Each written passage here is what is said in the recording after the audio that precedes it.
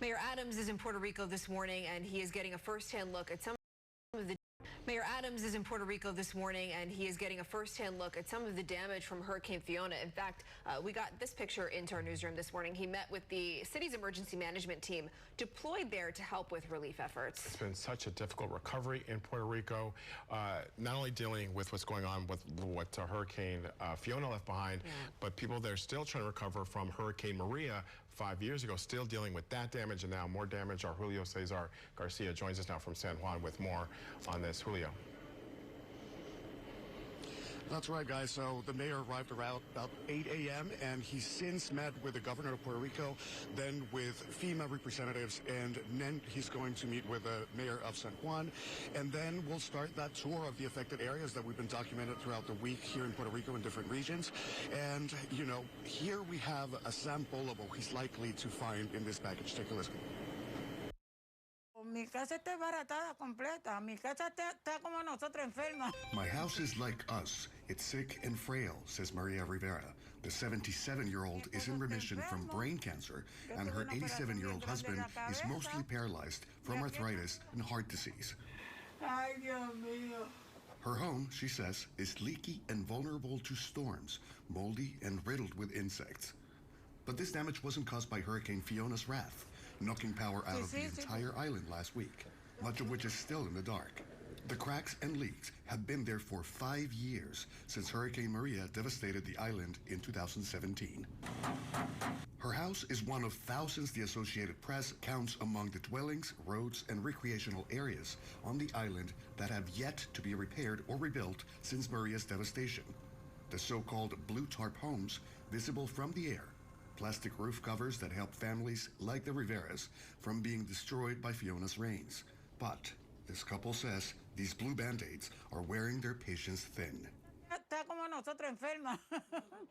Inexplicably, keeping a sense of humor about the state of this, the only home Maria has known since she moved in with her grandmother at age 7.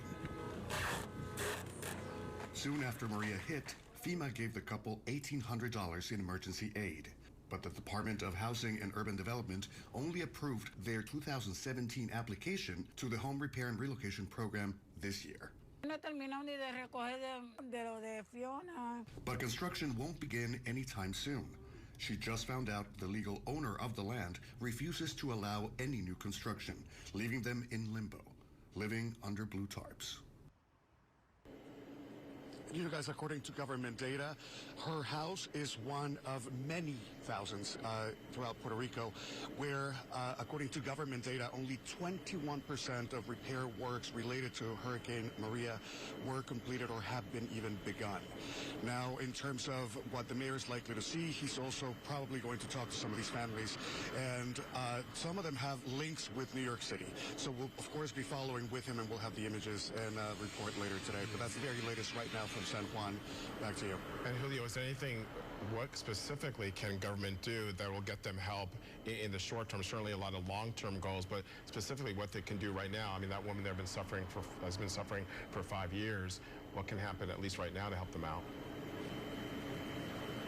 She's a perfect example. 5 years, she was telling us, without being able to plug in her washing machine. She's been having to do all of her laundry by hand. And anytime that there's rain in the forecast, her daughter takes her and her father over to her house because they feel that will be more protected there. The problem for the rest of the island is getting electricity back. The very latest figures by the government say that 55% of homes already have electric power restored. However, last night we understood that 82% of San Juan may have electricity, but there's local towns far away from San Juan, including Ponce, where only 5% of homes have electricity. Yeah, and Julio, you have to imagine that these people, and you saw it in your story perfectly, that they are so fed up. I mean, when Fiona first hit, the reports we were saying, well, you know, it'll probably be a number of days, and here we are. You've already been there for a couple of days, so everything's always going to take longer than they are told that it is going to take. That's right, and there's, of course, lots of red tape to sort of go back to Rocco's question. So FEMA will give them immediate assistance. They'll also get help from the Red Cross and other organizations right here on the ground, and that will be immediate. But then the answer for that question that they've been having for the past 5 years, when is my roof going to be replaced? When am I going to get rid of that blue tarp? That's still to be seen.